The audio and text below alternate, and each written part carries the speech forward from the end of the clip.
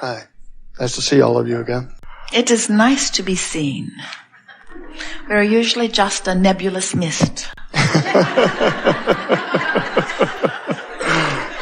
Well, it was good I came this morning because I realized all this morning I was negatively creating about my upcoming ad for my hypnosis business. When money gets a little tight, I have the hardest time with that. In other words, I'm not afraid of death. I'm not afraid of pain or injury. But when a bank account gets tight, it gives me more trouble than anything else.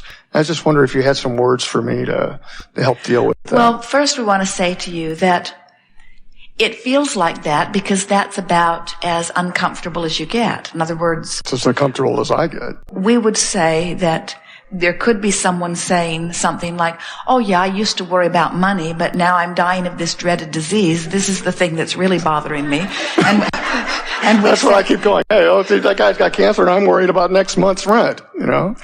Well, negative emotion is negative emotion. Esther saw something very unsettling on television one day, which took her to her knees. It shook her up so much. And she said, Abraham, if this feels this bad to me and I'm this far removed from it, what must it feel like to those people who are living it? And we said, it's not feeling as bad to them as it is to you. Again, we were talking about this vibrational relativity thing. So anytime you want something and you are in the moment offering a vibration that is contradicting it, you're going to have discord.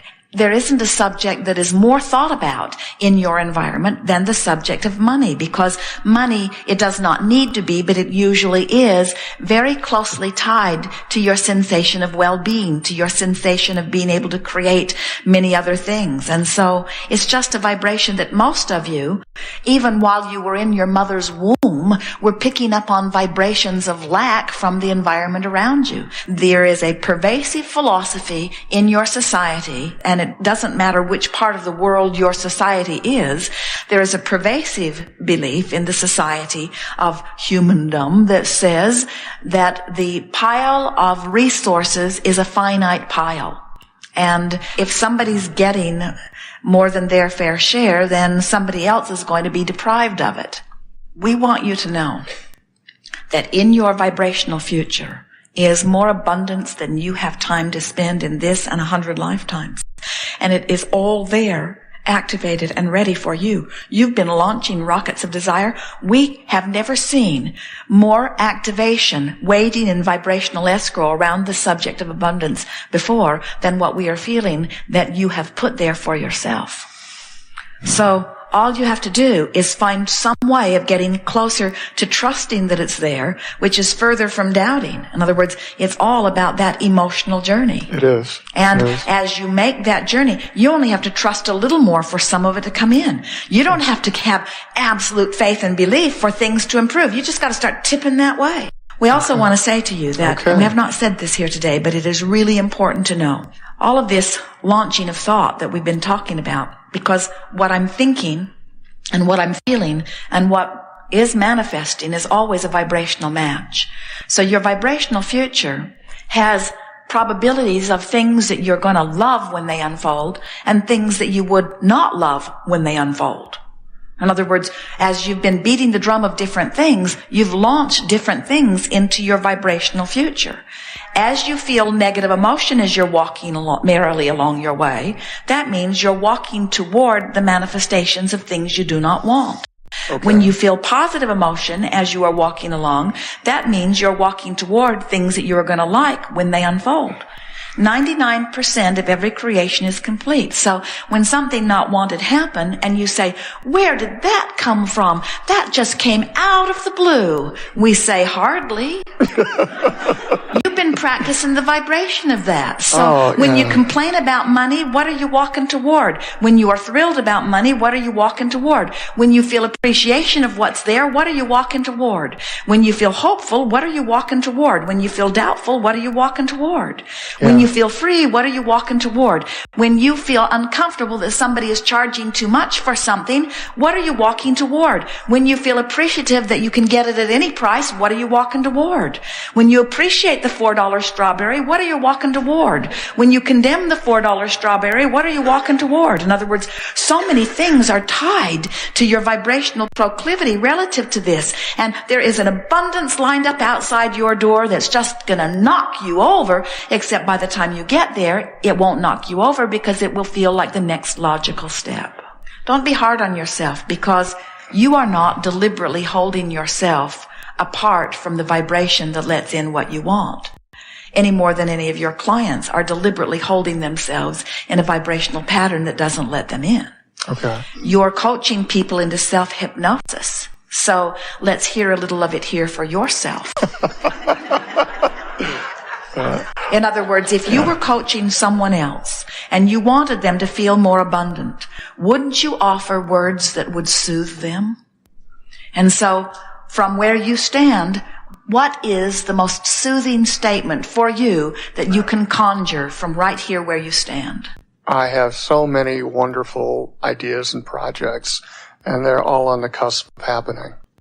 All right, now that all feels sort of out there. And so that didn't feel all that soothing to us. Okay. So try again. I've worked on everything else in my life. 4 years ago, nothing in my life was working. Now everything else is working. Good. That's all right. That's all right, because that is movement. In other words, what you're bolstering is the idea that when I focus, I can make things happen. Everything else, the past 4 years I've been focusing on myself and my family, and it's in a more perfect place than I ever thought it could be. It was just a more stubborn vibration than I realized. And I'd grown so accustomed to the way money feels that I was missing guidance that was letting me know that I was continuing a thought that wasn't letting me go to where I want to go. And now I realize that my thought around money and the way money feels has been in a deeper, darker vibration than I have been willing to own up to. Because I'm a teacher. And as a teacher, I want to be able to express success. And so I haven't even wanted to admit the powerlessness that I've been feeling around money. And yet, until I acknowledge the powerlessness that I've been feeling around it, then I can't move into another place. And so I'm going to see if I can't get some movement around this. It would have been nice if earlier in my life I'd had some evidence of some success. It would have been nice if the family that I'd been born into had already figured it out so that they could have taught me. It would have been nice if I'd known earlier on about vibration. In other words, we're reaching for a little bit of blame, because blame certainly feels better than powerlessness. Blame certainly feels better than guilt on it. And it would have been nice, but there are a lot of people, I believe, that were like me, who were raised in environments or who did not have much evidence of abundance around them, that through osmosis sort of picked up on this vibration.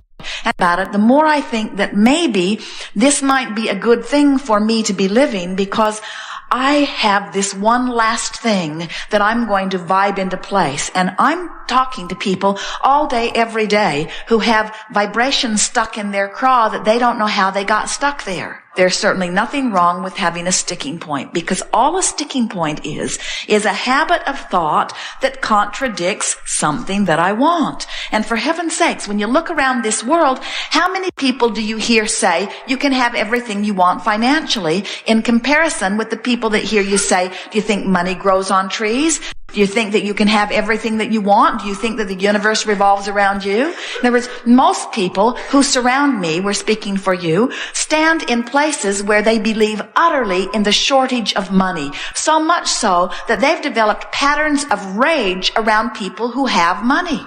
Jerry and Esther, as they drive around in this magnificently and extraordinarily expensive monster bus, they are delighted to see how many people pass them giving thumbs up, how many people are giving them the high five sign, how many people are expressing their appreciation for this magnificent thing that they have.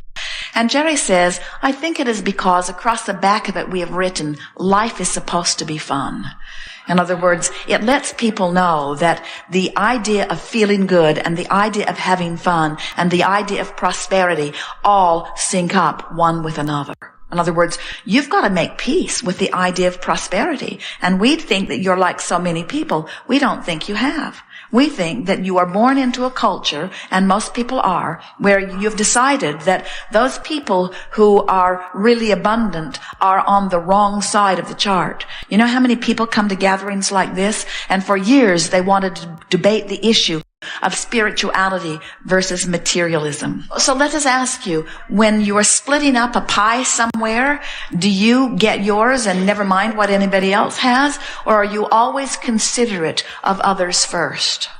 I guess I'm always considerate of others first. And we think that's nice when there really are only so many pieces of pie to go around. But when it's an infinite pie, you can have a different stance. Talk to us about it some more and let's see what turns up. I believe that you create whatever you create. And I believe that I'm in the process of creating all these things. I'm creating a key card in China. I'm creating the hypnosis business. I'm creating a software project. I'm creating all these things. My family life is exactly where I want it. I think that's probably taken my concentration at this point. I live in a well-to-do neighborhood.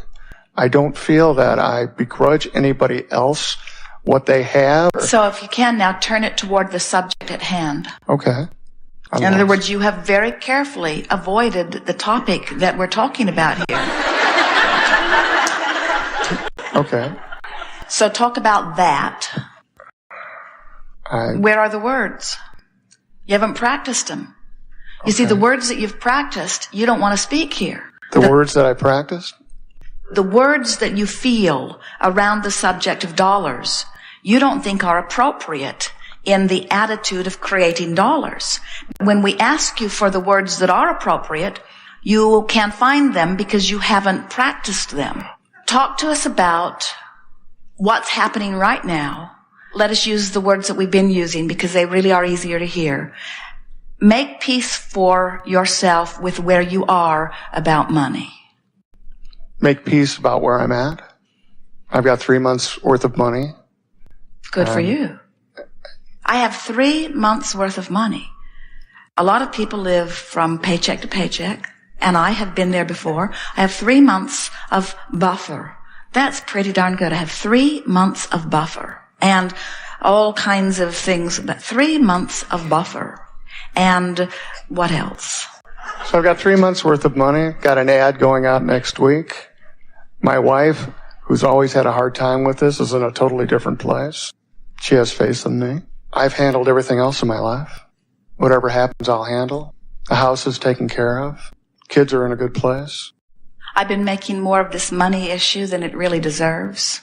I've been calling it a separate issue when really when I combine it with my life in general, I see that well-being always finds me.